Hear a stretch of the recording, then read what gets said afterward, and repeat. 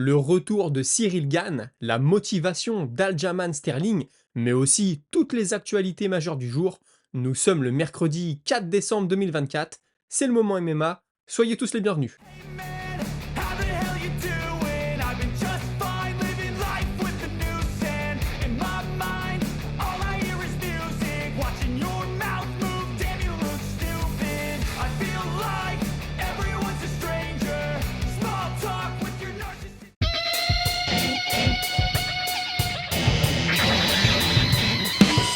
Et on commence cette émission avec Cyril Gane qui sera sur la carte principale de l'UFC 310 face à un adversaire qu'il a déjà battu à la décision en juin 2021. C'est Volkov, le russe, le géant russe, hein, j'ai envie de dire. Et puis Cyril Gane, on ne l'a pas vu depuis septembre 2023 et sa victoire à Paris sur Sergei Spivak. D'ailleurs, il a confié qu'il n'avait pas anticipé cette longue absence. Lui, il pensait revenir assez rapidement, dès le mois de décembre, hein. Il aurait pu faire septembre 2023, décembre 2023. Finalement, ça ne s'est pas fait, mais il a continué de s'entraîner. Et puis il explique qu'il a déjà connu ça au début de sa carrière, où il avait des combats de prévus et ça n'arrêtait pas de se retarder. Il dit ça, c'est même presque pire, parce que tu te prépares pour une date, ça décale. Tu te prépares pour une autre date, ça décale. Là, ça n'a pas été le cas. Le combat était prévu pour octobre. Bon, le russe s'est blessé, ça s'est décalé à décembre. Mais ça a été un seul combat de décalé et pas des combats toute l'année. Il a aussi tourné un film cette année, ça a duré 2 mois. Il avoue qu'il a continué à s'entraîner pendant ces 2 mois. Je pense que c'est une très bonne chose. Et puis quand on lui a annoncé qu'il allait de nouveau affronter Volkov, dans un premier temps, il n'a pas trop compris. Et puis avec du recul, hein, il voit ça comme un combat logique au vu de la situation dans la catégorie, une sorte de demi-finale qui pourrait lui donner sa chance pour le titre ensuite. On en a déjà parlé, je pense que c'est une possibilité. Il a été interrogé sur Thomas Pinal, le champion intérim. On reproche à Cyril de l'avoir joué un peu stratégique quand il était au top de la catégorie et d'avoir évité un combat avec l'anglais. Aujourd'hui, c'est Aspinal qui est devant lui et qui n'a pas l'air très intéressé pour un combat avec le français. Bon bah Gann répond que c'est le jeu, que quand lui était devant, il regardait ce qui se passait devant et pas derrière. Aujourd'hui, c'est Aspinal qui est dans la situation, donc forcément, il regarde ce qui se passe au-dessus de lui dans le classement et pas en dessous. Et puis sinon, quelque chose de très intéressant, il a déclaré avoir beaucoup appris de son combat face à Jones, appris des choses concernant le combat en lui-même, mais aussi tout ce qui se passe autour. On comprend à demi-mot qu'il n'a pas vraiment apprécié le traitement médiatique qu'il a subi, les commentaires de certains fans, etc. Je peux le comprendre, Cyril Gane, c'est un peu le bon gamin. En tout cas, c'est la communication qu'il a, un peu le mec qui te tape dans le dos. Là, je pense qu'il s'est senti un peu trahi par tous les fans qui l'ont descendu. Mais par contre, ce combat a au moins eu le mérite, d'après lui, de réveiller son côté compétiteur. C'est ce qu'il a déclaré. Je ne sais pas si on va avoir une nouvelle version de Cyril Gane dans la cage ce week-end, mais en tout cas, il y a des signes positifs, des choses toutes bêtes, mais par exemple, il a fait toute l'interview en anglais. Au début de sa carrière, il avait dit c'est compliqué l'anglais, j'ai du mal à m'exprimer. Il avait bossé dessus avec un prof. Ensuite, il avait abandonné. J'ai l'impression qu'il s'y est remis et je vois là-dedans un signe plutôt positif. Dans le co-main event de la soirée, on a Ian Gary qui sera opposé à Shavkat Rakhmonov. Vous le savez, à la base, Ian Gary était censé affronter Joachim Buckley. Il est revenu un peu sur toute cette histoire. Faut savoir que Buckley, c'était pas son choix principal. C'était un peu un choix par défaut. Il avait appelé Colby Covington, on le sait. Bon, Covington ne veut pas l'affronter d'après lui. Ensuite, ça a été Kamaru Usman. L'UFC lui a dit que Usman n'était pas intéressé. Bon, il s'est dit, bon, bah maintenant, il va peut-être me rester Jack Della Maddalena ou Leon Edwards. Malheureusement, les deux étaient soit blessés, soit sur un retour de blessure. Donc, c'était pas possible. On lui a mis Buckley en face. Mais comme il le dit, battre Buckley, ça ne m'apporte pas autant que battre Usman ou Covington. Je pense que c'est plutôt vrai. Et puis ensuite, on l'a appelé, il est en Thaïlande, il faut savoir qu'il a fait son camp d'entraînement en Thaïlande, Yann Gary. Gary, je l'ai souvent dit, j'ai hâte de voir jusqu'où il peut aller, parce qu'on n'a pas l'impression qu'il ait une team autour de lui. Il s'entraînait pendant un moment aux États-Unis, ensuite il a été un peu en Angleterre. Beaucoup le Brésil à la shooté box avec Oliveira. D'ailleurs, Oliveira sera dans son camp ce week-end, plutôt intéressant. Là, il a fait son camp en Thaïlande. Je crois qu'il a fait la dernière partie en Angleterre, mais une semaine, pas plus, de ce que j'ai cru comprendre. Donc il dit voilà, j'étais en Thaïlande. L'UFC m'appelle pour me dire que Bilal Mohamed est blessé. Est-ce que je veux prendre le combat face à Shavkat? Il a dit oui tout de suite, surtout qu'il avait déjà proposé à l'annonce de ce combat qu'il voulait être le troisième homme, le backup fighter. C'est-à-dire si Bilal Mohamed ou Shavkat se blesse, c'est lui qui prend le combat. L'UFC avait refusé. Après, je pense que l'UFC, quand ils l'ont prévu une semaine après en main event sur 5 rounds, ils avaient quand même une petite idée derrière la tête. Même si apparemment, avant de l'appeler lui, l'UFC aurait appelé Kamaru Usman et aurait aussi pensé à Prates. Je ne sais pas si c'est vrai. Donc forcément, on pourrait se dire, bon, maintenant, tu as ta chance pour le titre, invaincu contre invaincu. Est-ce que tu n'aurais pas préféré plus de temps pour te préparer à ce combat? Lui, il répond qu'il travaille mieux dans l'urgence, que ça lui va très bien, et puis qu'il aura ensuite un camp complet pour affronter le champion Bilal Mohamed en cas de victoire. D'ailleurs, il n'a jamais été question de ceinture intérim, c'est ce qu'il déclare. D'après lui, une ceinture intérim, ça vaut rien, il ne peut y avoir qu'un seul champion dans la catégorie, donc tant qu'il a ensuite son combat pour le titre, la logique est respectée. Et puis concernant le combat en lui-même, il s'attend à ce que Shafkat soit très agressif dès le début. Il pense que Shafkat va, pendant 2 rounds, essayer de résoudre le puzzle, comme on dit, voilà, comprendre comment bouge Gary, comment il pourrait le finir. Et puis il dit, moi, dans les rounds 3 et 4, je vais commencer à m'imposer, je vais imposer mon rythme. À la fin du 4e round, Shafkat va être rincé, il aura plus rien dans les jambes, et ça va me donner la possibilité de le finir. Ça, c'est le scénario que lui voit. Maintenant, il a été un peu plus fantaisiste, il n'a pas pu s'empêcher, c'est Yann Gary, vous commencez à le connaître. Le scénario idéal, c'est de battre Rakhmonov très vite, de ne pas être blessé, et de combattre Covington dès la semaine prochaine en main event en Floride, et de le laisser KO au milieu de la cage. Bon bah là, on connaît Yann Gary, j'y crois pas du tout, ils vont pas décommander Buckley pour prendre Covington, sauf si Buckley se blesse, mais franchement j'y crois pas du tout. Il aime bien le trash talk, un autre ami Yann Gary, et je pense qu'on peut mettre ça sur le dos de la plaisanterie. Justement, c'est son adversaire Shavkat Rakhmonov qui nous en dit un peu plus sur les coulisses de ce combat. Lui, il a eu très peur de se retrouver sans adversaire, j'en avais déjà parlé. C'est un Kazakh, il vit au Kazakhstan, il fait ses camps aux États-Unis. Il était déjà arrivé aux États-Unis quand l'annonce de la blessure de Muhammad est sortie. Donc voilà, d'abord l'UFC aurait contacté Kamaru Usman, qui aurait accepté et qui très rapidement se serait ravisé. Ils ont donc pensé à Covington, qui aurait tout de suite refusé. Encore une fois, c'est ce que dit Shafkat, je ne sais pas si c'est vrai. Et ils auraient même pensé à Carlos Prates, qui a combattu il n'y a pas si longtemps que ça, qui a dit vouloir prendre un petit peu de temps pour lui maintenant qu'il arrive dans les bonnes conversations. Mais Prates, il est encore loin au classement, ça aurait donné un super combat, hein. On a eu des réponses de Prates au sol aussi, Prates frappe très fort, Shafkat a parfois la nuque un peu raide, ça aurait été un très très beau combat, mais peut-être un peu tôt pour Prates. De toute façon, il est blessé, il ne pouvait pas combattre, et c'est comme ça qu'on en est venu à Yann Gary. D'ailleurs, les deux se sont déjà entraînés ensemble, je vous ai montré des vidéos de leur sparring. Shafkat assure que si on avait vu la fin du sparring, à la fin il fait taper Yann Gary, je crois qu'il l'étrangle, c'est ce qu'il déclare, mais il le dit, ça reste du sparring, on se donne pas à 100%, mais voilà, j'ai une petite idée de ce que pourrait me proposer Gary dans la cage. En tout cas, il a beaucoup de respect pour lui d'avoir accepté ce combat, et je pense qu'il est très soulagé de pouvoir combattre, et forcément prendre un peu d'argent et puis se rapprocher de la ceinture, même si là il s'en est éloigné un petit peu, mais au moins il reste dans la conversation, il y a peu de chances que quelqu'un lui passe devant. On va continuer à avancer logiquement, hein, le main event maintenant, Alexandre Pantoja qui va affronter le nouveau venu Kaya Sakura. Pantoja c'est le champion, hein, pour ceux qui seraient pas au courant, ça se passe chez les flyweight, moins de 57 kilos, la catégorie la plus légère chez les hommes à l'UFC. Pantoja, il a commencé par reconnaître à son adversaire de très bons coups de genoux. Et c'est vrai, au Rising, il a mis des magnifiques coups de genoux et une très bonne vitesse qui pourrait potentiellement poser problème à beaucoup d'adversaires. Il donne aussi beaucoup de crédit à son palmarès, au gars qu'il a battu. Mais il dit voilà, à l'UFC, ça va être autre chose. Là, il rentre dans la cour des grands, hein. C'est ce qu'on peut comprendre. Pantoja, il a été main event chez lui au Brésil. Là, il se retrouve main event à Las Vegas, aux États-Unis, la capitale du MMA, on pourrait presque dire. À la base, il devait être co-main event. Forcément, la blessure de Muhammad fait qu'il se retrouve main event. Pour la suite, il aimerait un jour être main event au Japon. Là, on pourrait se dire, bah, c'est dommage, contre Asakura, c'était le moment. Bon, ça se fait pas. Déjà, parce qu'il était fan du Pride, il a beaucoup regardé le Pride.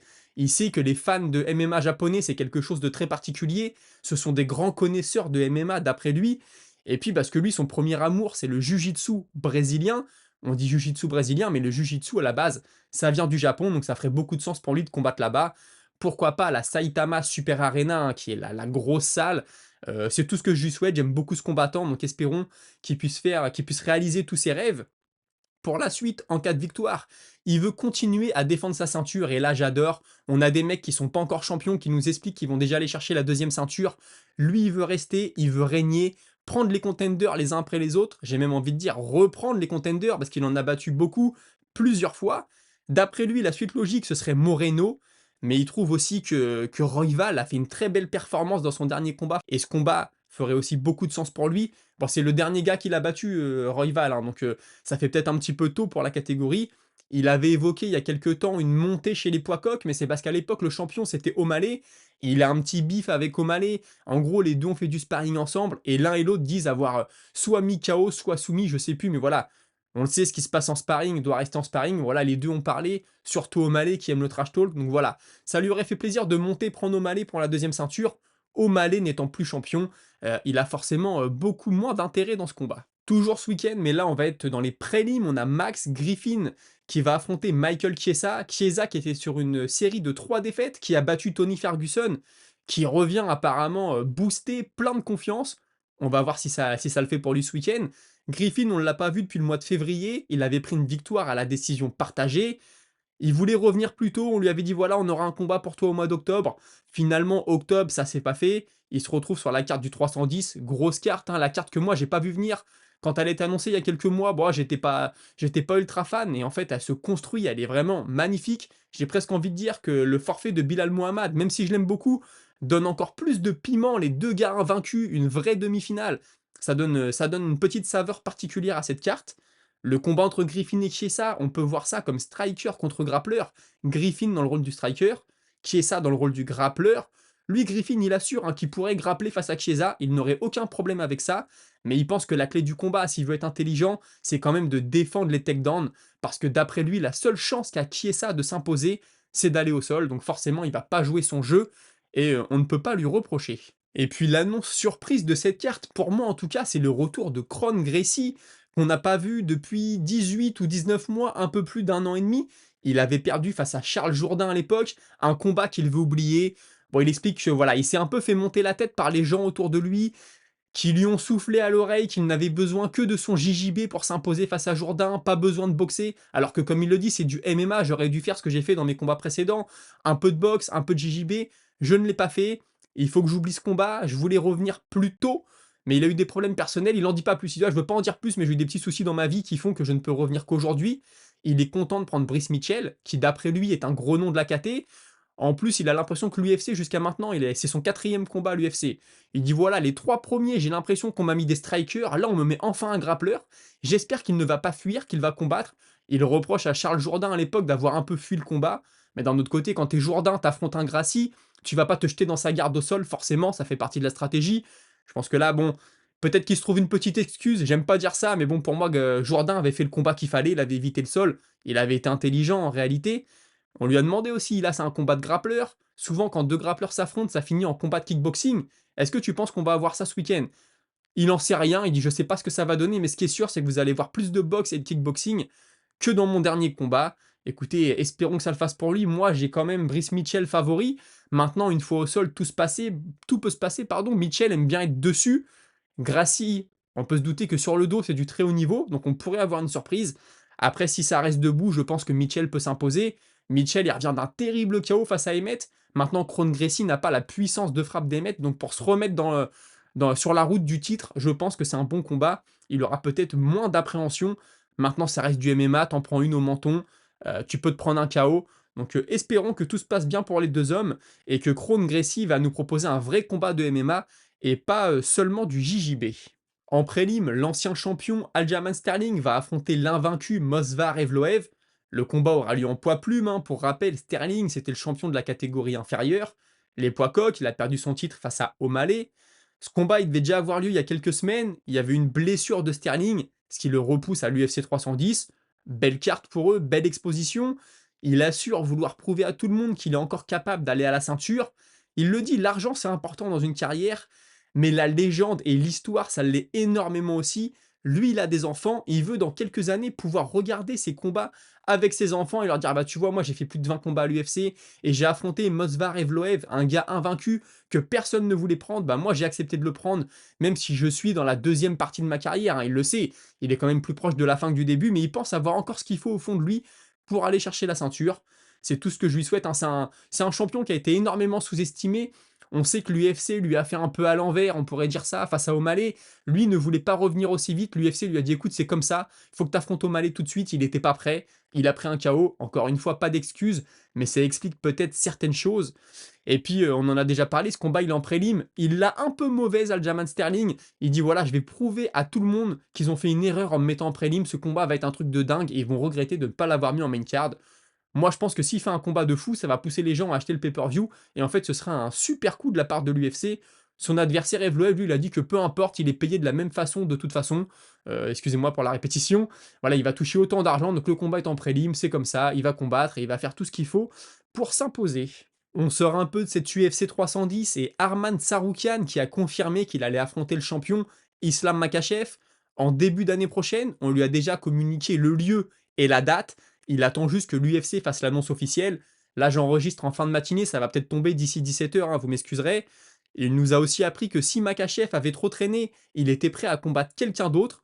Il est jeune et il veut être actif, mais surtout il a besoin d'argent, donc il faut combattre pour avoir de l'argent. On peut le comprendre. Leur premier combat s'était soldé par une victoire du Russe à la décision unanime. Tsarukyan, il assure que son expérience fera toute la différence cette fois, même si bien sûr il a progressé dans tous les domaines. Et puis quand on lui demande si son adversaire s'est lui aussi amélioré depuis, il répond que oui, surtout au clinch et en striking.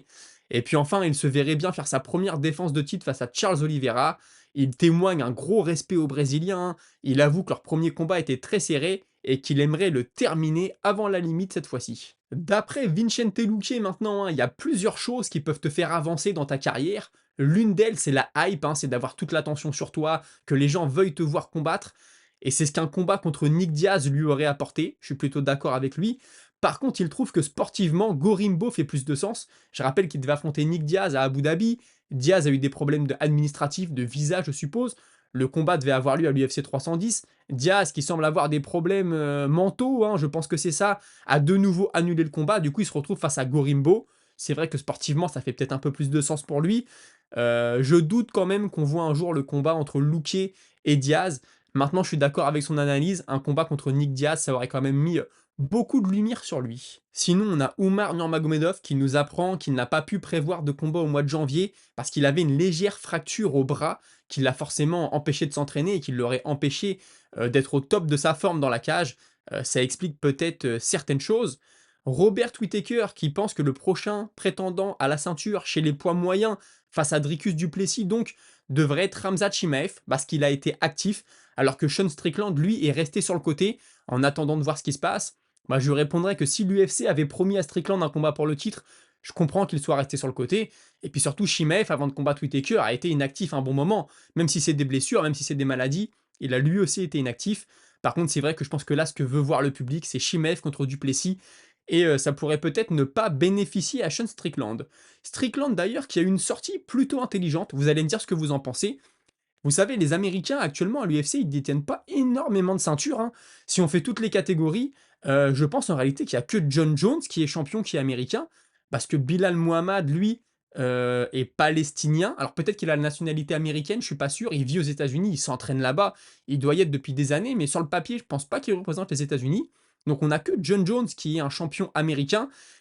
Et Sean Strickland l'explique par le manque d'argent. Ce qu'il dit, c'est que s'il y avait autant d'argent à l'UFC qu'en NBA, etc., ça attirerait beaucoup plus de monde. Mais là, quand tu as des combattants qui signent avec 10 000 $ pour se présenter et 10 000 $ en cas de victoire, ils prennent 20 000 $. Ils prennent ça une ou deux fois par an. Il dit aux États-Unis, tu vis pas avec ça, c'est très compliqué. Faut que tu payes tes coachs, faut que tu payes tes impôts, tout coûte cher. Alors que les Brésiliens et les Dagestanais, ils rentrent chez eux avec 20 000 $, ils ont une belle vie. C'est pas forcément faux. Ça veut pas dire que s'il y avait autant d'argent qu'en NBA, on n'aurait que des Américains champions. Même si on le sait, Strickland est sûrement très chauvin. Mais moi, je comprends ce qu'il veut dire. Je comprends qu'un jeune Américain préfère se lancer dans un autre sport plutôt que le MMA et que peut-être il va arriver dans le MMA sur le tard et du coup il fera pas son retard par rapport aux Dagestanais et aux Brésiliens. Je pense que c'est quelque chose qui joue et c'est quelque chose que j'avais entendu dans le monde de la boxe anglaise. On avait une crise des poids lourds pendant un moment et un journaliste, j'ai oublié le nom, disait mais c'est normal, tous les grands et costauds aujourd'hui, ils veulent faire du football américain, ils veulent aller en NBA, ils veulent prendre de l'argent, alors que la boxe anglaise c'est un ou deux mecs chez les poids lourds qui vont prendre tout et les autres ne vont se partager que les miettes. Alors que tu fais du basket, il y a un syndicat, tu as un salaire de dingue qui est assuré. Donc sortie plutôt intelligente de la part de Sean Strickland, même si comme je le dis, c'est pas parce qu'il y aurait autant d'argent qu'ailleurs que les ceintures ne seraient détenues que par des Américains. Sinon, on a aussi une petite vidéo qui est sortie de Merab Dvalishvili qui faisait du sparring avec Kai Asakura, ça date de 2022, mais ça prouve que Asakura s'entraîne quand même avec l'élite depuis un bon moment et qu'il ne sort pas de nulle part. On a Leon Edwards qui a déclaré à DAZN Boxing qu'il allait être le main event de la carte UFC à Londres le 22 mars, mais il n'a pas mentionné de potentiel adversaire. Des nouvelles de Damien Maia. Il y a une rumeur comme quoi Damien Maia va accueillir Jake Paul en MMA. Alors c'est un peu bizarre parce qu'il semblerait que ce soit un combat de MMA, mais avec des gants de boxe, des gants de 10, donc des petits gants. Forcément pour le grappling de Maia, ce sera pas génial. Au niveau du poids, Jake Paul, il était énorme face à Tyson, je ne sais pas. Est-ce que ce n'est qu'une rumeur? Parce que Damian Maia a dit: «Si c'est vrai, moi je suis totalement prêt». Donc forcément, il va pas cracher sur une grosse somme d'argent, surtout après la carrière qu'il a eue, ça lui ferait très plaisir. Maintenant, est-ce que ce n'est que de la fumée? Mais on dit: «Il y a pas de fumée sans feu». La suite au prochain épisode. Pantoja, je vous le disais, il a battu et rebattu, les contenders de sa catégorie. Actuellement, si tu prends le top 10 des flyweights, sa catégorie, il est à 9-0 contre tous les gars. C'est plutôt impressionnant. On a aussi, Rozenstruik qui nous annonce qu'il va affronter Pavlovich le 1er février à l'UFC Arabie Saoudite. Combat de gros frappeurs, défaite interdite pour Pavlovich, je pense. S'il perd là, il va dégringoler au classement. Maintenant, ça reste les poids lourds. Tout peut aller très vite, hein. Une victoire peut tout de suite te replacer dans la conversation. Mais lui, c'est le numéro 4. Rozenstruik, c'est le numéro 9. J'ai forcément Pavlovich favori. Mais il n'était pas au top contre Volkov. Espérons qu'il se soit remis. Sinon, on a Jan Blachowicz qui nous annonce un retour très prochainement. Il a tweeté soon, donc bientôt sur Twitter, avec 2 petits points. Donc Jan Blachowicz, on aime beaucoup. Espérons qu'il revienne rapidement. On sait qu'il a été blessé, il a été opéré. On va voir dans quel état il sera capable de revenir. Le Parc des Princes qui accueillera la revanche Doumbé Baki. Bon, Doumbé, on avait parlé, voilà, il n'avait pas voulu le dire, mais un stade qui ressemble à un parc, on avait tous compris. Là, c'est DAZN qui l'officialise, donc je pense que ça va avoir lieu. Ce sera en 2025. Jared Cannonier qui devrait affronter Grégory Rodriguez le 15 février. Ce n'est qu'une rumeur, mais une rumeur insistante, donc je vous la partage. Johnny Walker, lui, c'est officiel. Il va affronter Gouskov. Gouskov, il fait beaucoup parler de lui, surtout parce qu'il ressemble à Anthony Smith. Moi, ça me fait beaucoup rigoler. Smith a dit: ouais, un jour, je pourrais peut-être l'affronter. Bon, bah, Walker, hein, on connaît, on a eu des espoirs pour lui. Maintenant, on n'en a plus trop, mais toujours spectaculaire. Il peut toujours nous surprendre. Et puis officiel aussi, Talbot qui va affronter Barcelos. Talbot, on attend beaucoup de lui, il est spectaculaire, il met des sacrés KO, ça frappe très fort. Il a un potentiel pour devenir une star, hein, il sait se vendre, il a une façon de parler, on le compare beaucoup à O'Malley. Bon, moi je pense qu'il a sa personnalité à lui, c'est les cheveux qui font ça sûrement. Espérons que ça se passe bien pour lui. Une autre rumeur insistante, Kamaru Usman contre Jack Della Maddalena à l'UFC 312 en Australie. Yann Gary pense d'ailleurs que Usman va accepter ce combat.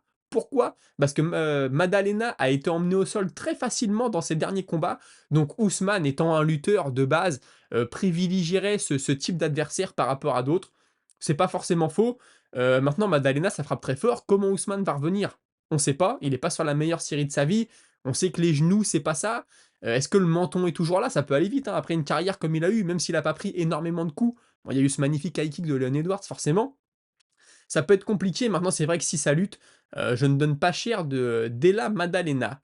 Et puis une déclaration de Jorge Masvidal qui sera de retour en avril 2025 à l'UFC. Il n'a pas encore d'adversaire et il pense que ça va être déclaré ce mois-ci, au mois de décembre. Mais en tout cas, il sera sur la carte de Miami, chez lui.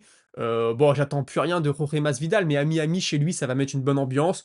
Il peut toujours nous offrir un bon spectacle, il va prendre le micro, ça va être intéressant d'écouter, il va y avoir du trash talk. Jorge Masvidal, ça reste un gros nom de l'UFC, il était parti, il revient, pourtant Dana White avait dit qu'il n'était pas fan de ça, mais il semblerait que ça va se faire quand même. Écoutez, j'espère que vous apprenez beaucoup de choses. J'ai pas été là les 2 derniers jours, j'ai posté un petit peu de short, hein, pour qu'on garde le contact. Je sais que ça marche pas aussi bien que les vidéos, c'est beaucoup plus court forcément.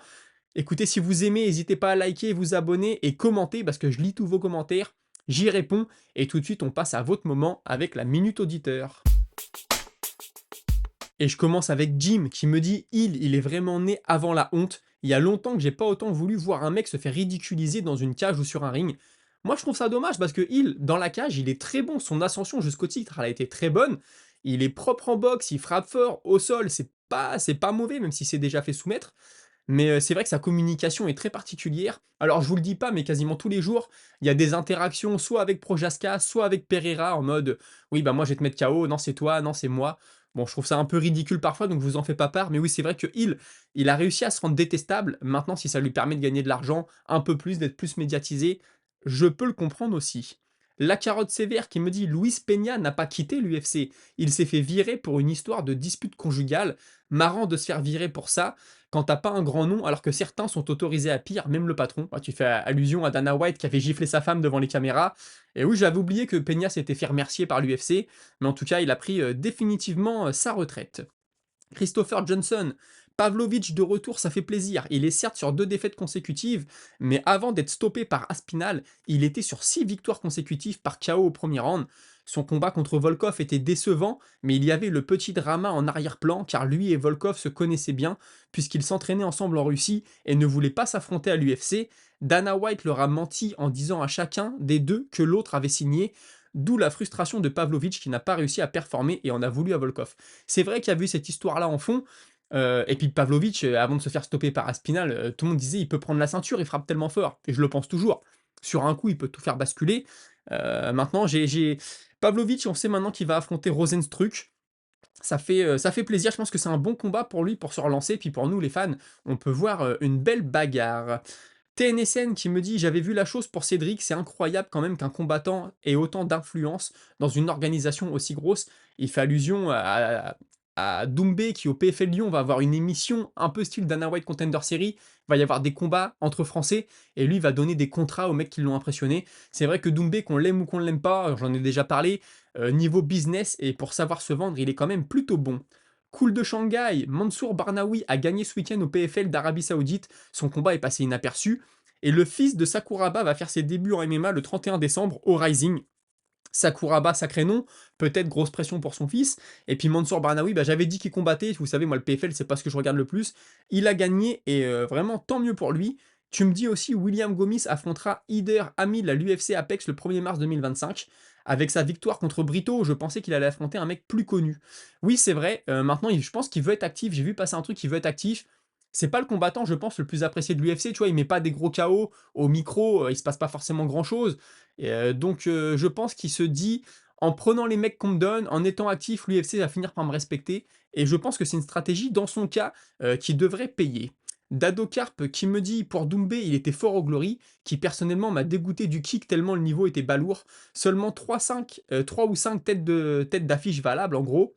Et ensuite, tu me dis: «Chimaev, regarde son combat contre Burns, déjà dans le dur niveau cardio et pour le kick taille et cetera, heureusement que le One est arrivé». Alors je suis d'accord que le Glory, c'était pas le K1. Le K1, ça faisait rêver. Tu regardais un K1 en live, tu devenais tout de suite fan. Les mecs étaient charismatiques. Bon, les poids lourds étaient ultra mis en avant. Le Glory, c'était moins le cas, mais quand même, à l'époque, le Glory, je pense, quand Doumbé y était, c'était quand même l'élite du kickboxing. Même si je suis d'accord, le One a fait beaucoup de bien avec des combats de kick, de kickboxing, de boxe taille, de la boxe taille avec des petits gants, etc. Je suis d'accord, ils ont redynamisé le truc. Et puis, bah ouais, Chimaev, Burns, je l'ai souvent dit ici, Burns a rendu Chimaev humain. Avant ça, on se disait: «Mais Chimaev, il va détruire tout le monde». Contre Burns, il avait montré des signes de faiblesse au niveau du cardio et il avait été touché, il avait été dans le dur. Donc Burns nous avait, fait plaisir sur ce coup-là, puis, je pense que ça a donné de l'intrigue, concernant la carrière de Chimaev. Jordan Herman qui me dit: «Hulberg, Zhang Migyang, Ibo Islam, Oumar Sy qui arrivent en force, la catégorie va bientôt changer de top 10». Donc tu parles des lourds légers et c'est vrai que si Ankalaev prend la ceinture, ça va changer un peu parce que Pereira là, il a déjà battu Hill, il a déjà battu Projaska 2 fois, il a battu Khalil Rountree, donc on se dit: «Ouais, ça va être une redite». Moi, j'aime bien voir les mecs régner, donc ça me dérange pas forcément. Ankalaev peut apporter une nouvelle narrative, c'est vrai. Et puis tu as les nouveaux gars qui arrivent. Après, tu vois, Hulberg, il est bon, mais je le vois pas faire, je le vois pas prendre la ceinture. Les autres, on verra, ou Marcy, je l'espère. Mais c'est vrai que la catégorie qui peut peut-être être un peu chiante risque de changer très prochainement. Et tu faisais allusion au message de Sam Sulek qui disait: «La catégorie des mi-lourds va être bloquée comme l'a souvent été celle des lourds, car les combats ont peu de sens. Ça m'étonnerait que Jiri ait une troisième chance face à Pereira en cas de victoire, même si on a beaucoup eu de trilogies à l'UFC. Et pour il, on peut pas dire que le premier combat était serré. Ce qui peut sauver tout ça, c'est si Ankalaev prend la ceinture, même s'il a déjà affronté pas mal de top 15. Donc voilà pour vos messages, hein, tu raison, c'est vrai que les combats commencent à se ressembler dans la catégorie, mais personne n'arrive à se faire un nom au-dessus, donc malheureusement, c'est comme ça. Je vous souhaite à tous une bonne soirée, j'espère qu'on se retrouve demain à 17h pour une nouvelle vidéo. Salut!